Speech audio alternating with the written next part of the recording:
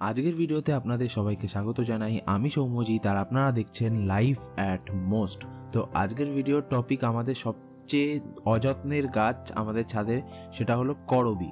তো করবী গাছের সারা বছর কোনো যত্ন দরকার হয় না, কিন্তু এই সময়টায় কিন্তু কিছু স্পেসিফিক যত্নর দরকার হয়, আর সেই যত্নগুলো নিয়েই আজকের ভিডিও, যাতে আপনার ছাদে এই একটা গাছে সারা বছর এরকমই ফুল থাকে। তো চলুন, আমাদের ফার্স্ট স্টেপ হলো প্রুনিং।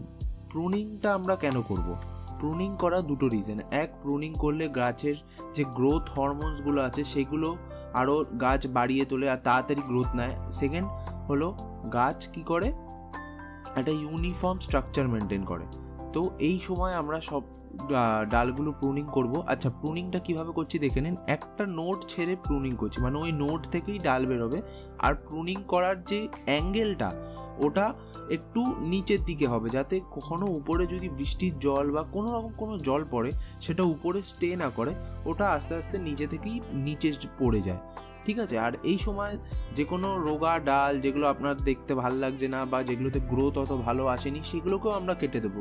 কারণ এই যে দেখুন ছোট ছোট ডাল শুকিয়ে গেছে, এই সব ডালগুলো আমরা কেটে দেবো। কারণ এই ডালগুলোতে কিন্তু পরবর্তীকালে অত বেশি গ্রোথ আসবে না, উল্টে এগুলো লুকসটা খারাপ করে। আর আমরা বাগানটা করি সেটার অনেকটা এই আমাদের লুকসের জন্যই, তাই না? যে আমাদের দেখতে ভাল লাগে গাছটা, আমাদের করতে ভাল লাগে। এই যে দেখুন এই গাছটা কি সুন্দর আমি প্রুনিং করলাম। আর প্রুনিং করাটা ফার্স্ট স্টেপ, কারণ এই প্রুনিংটা করে নিলে গাছটা অনেকটা ছোট হয়ে যায়।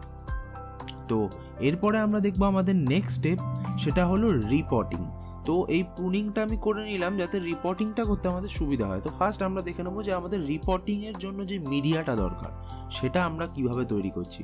তো ফার্স্ট আমরা নেব হলো নর্মাল গার্ডেন সয়েল। ঠিক আছে? এই গার্ডেন সয়েলটাকে আমরা কিছুদিন রোদ খাবিয়ে নিয়েছি। রোদ খাবিয়ে এখন যখন ইউজ করব তার আগে একটু ভিজিয়ে নিচ্ছি। তো আমরা গার্ডেন সয়েল ইউজ করব 40%। ঠিক আছে? কারণ এইটাতে অত বেশি ভার্মি কম্পোস্টের দরকার পড়ে না, তাই 40% আমরা ইউজ করব গার্ডেন সয়েল। তারপরে আমরা কি করব, 30% ইউজ করব ভার্মি কম্পোস্ট। ভার্মি কম্পোস্ট আমরা সবাই জানি আমাদের গাছে নিউট্রিয়েন্ট নাইট্রোজেন প্রদান করে। ঠিক আছে? আমাদের গাছে ইনিশিয়াল স্টেজে যে নাইট্রোজেনটা দরকার হয় সেটা কিন্তু এই ভার্মি কম্পোস্টই দেয়। আর তারপরে এই ভার্মি কম্পোস্ট জল হোল্ড করে রাখতে হেল্প করে, যাতে আমাদের গাছের টব খুব তাড়াতাড়ি শুকিয়ে না যায়, তাই জন্য ভার্মি কম্পোস্টটা জল ধরে রাখে। আর এরপরে আমরা যেটা দেখব সেটা হলো বালি। লাস্ট আমাদের ইনগ্রিডিয়েন্টস হলো বালি। তো এই বালি কি করে, যে খুব বেশি জল হয়ে গেলে সেই জলটাকে টব থেকে বার করে দেয়। আমরা 30% বালি ইউজ করব।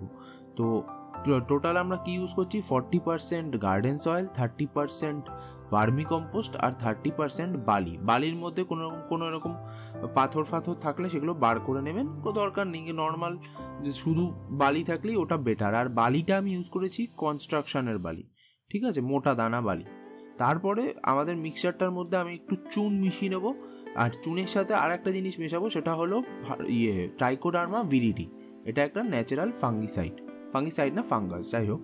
আচ্ছা, এইটা আমাদের টব, এই টবেই ছিল এই গাছটা। দেখুন কত বড় গাছ, অলমোস্ট আমার 1.5 বছর হয়ে গেছে আমি না রিপোর্টিং করেছি না প্রুনিং করেছি।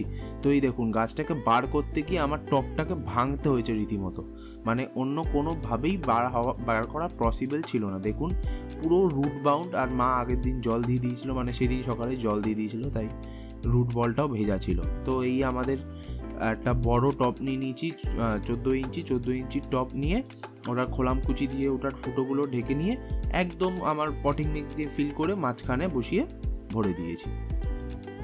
এরপরে আমাদের থার্ড স্টেপ আর লাস্ট স্টেপ হলো যে ফার্টিলাইজেশন। এই সময় কিন্তু ফার্টিলাইজেশনটাই মেন, মানে প্রুনিং করে দিলাম, রিপোর্টিং করে দিলাম, এইবার এরকম ফুল পেতে হলে প্রপার ফার্টিলাইজেশনটা দরকার। তো ফার্টিলাইজেশন হিসাবে দেখুন, আমি সবচেয়ে সহজ বলবো, এই সময় সর্ষের খোল পচা জল 15 দিন অন্তর দিন, খুব বেশি ঘন করে দেবেন না, পাতলা করে দেবেন। যেদিন বৃষ্টি হচ্ছে সেই দিন দেবেন না, আবার খুব বেশি কড়া রোদ্দুরে দেবেন না। ঠিক আছে? হয় সকাল দেবেন, নাহলে রোদ পড়ে যাওয়ার পর মোটামুটি 5টা নাগাদ দেবেন। এই রোদ্দুরের টাইমে দেবেন না। বা সেটা যদি আপনি না করতে পারেন তাহলে কি করবেন, নর্মাল সর্ষের খোলের গুঁড়ো দিয়ে দেবেন।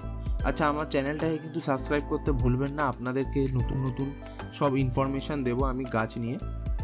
তো নেক্সট হলো আপনি কি করবেন, যখন দেখছেন যে না এবার ছোট ছোট পাতা বেরোচ্ছে, তখন আমরা দেবো হলো বায়ো পটাশ। বায়ো পটাশটা দেবো হলো আমাদের এই যে দেখুন কুড়ি আসতে বায়ো পটাশ হেল্প করবে, ফুল আসতে বায়ো পটাশ হেল্প করবে, কারণ আমি পুরোটাই অর্গানিকভাবে করতে পছন্দ করি, তাই আপনাকে বায়ো পটাশ সাজেস্ট করলাম। আপনি যদি ইনঅর্গানিক ইউজ করতে চান তাহলে এমনি ওই লাল পটাশও ইউজ করতে পারেন, ও একটু মাটিতে দিয়ে জল দিয়ে দেবেন তাতেই হবে। আর লাস্ট মোটামুটি মাসে একবার মিক্সচার দিয়ে দেবেন, মিক্সচার যেটা আমাদের বাড়িতে করা থাকবে, ব্যাস আর কিচ্ছু দিতে হবে না। এইটুকুনি করলেই গাছে থরথর করে গ্রোথ হবে। আর এইবার আমি দেবো হলো একটা বোনাস টিপস, সেটা হলো কোথায় গাছটা রাখবেন আর পোকামাকড় লাগলে কি করবেন। তো গাছটা এমন জায়গায় রাখবেন, যেদিন প্রুনিং করবেন সেদিন এক ছায়ায় রাখবেন, তার পরের দিনই কি করবেন, একদম কড়া রোদ্দুর, পুরো গাছে সব সারা দিন যাতে রোদ্দুর পায় এমন আপনার ছাদে যেই জায়গাটা আছে সেই জায়গাটায় রাখবেন, তাতে দেখবেন গ্রোথও ভালো আসছে, প্লাস ফুলও তাড়াতাড়ি আসছে। করবি গাছে কিন্তু ফুল পেতে গেলে রোদ্দুরটা মাস্ট।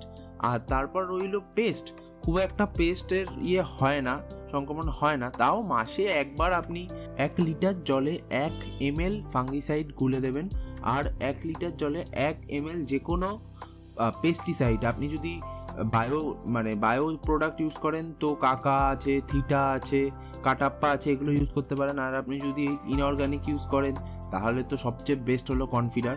বাট সত্যি কথা বলতে করবি গাছে অত বেশি পেস্ট অ্যাটাক হয়ই না। তবে হ্যাঁ, যেই জিনিসটা মেনলি দিতে হবে সেটা হলো যে কোনো ভালো মাইক্রোনিউট্রিয়েন্ট। এই মাইক্রোনিউট্রিয়েন্ট না দিলে কিন্তু অত ভালো ফুল আসবে না। আবার দেখবেন যে গাছের পাতাও হলুদ হলুদ হয়ে আসছে, তো যে কোনো ধরুন বায়োভিটা এক্স বা মোমোউইন এইগুলোই স্প্রে করে দেবেন। এছাড়া মাঝে মাঝে একটু হিউমিক অ্যাসিডের জল দিয়ে দেবেন, এতে কি শিকড়গুলো ভালো থাকে। আর ব্যাস এইটুকুই। আপনার জলটা মেনটেন করবেন, জলটা ঠিক মতন দেবেন, যে ধরুন একদম গাছ শুকিয়ে যাচ্ছে তাতেও কোনো অসুবিধা নেই, গাছে কিন্তু রোদ আর জল খুব বেশি পরিমাণে লাগে, তো সেইটা মেনটেন করবেন। এই দেখতে পাচ্ছেন তো কিরকম কামিনী ফুল ফুটেছে, আপনাদের ছাদেও যদি এরকম কামিনী ফুল ফোটাতে চান তো আমার নেক্সট ভিডিও আসছে। কামিনী কেন, এই গন্ধরাজ নিয়েও ভিডিও আসছে, তো আপনার সাবস্ক্রাইব করতে ভুলবেন না।